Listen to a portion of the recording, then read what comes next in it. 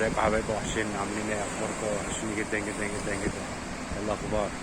النهارده احنا في بحر بورسعيد، ويوم جميل جدا ان شاء الله.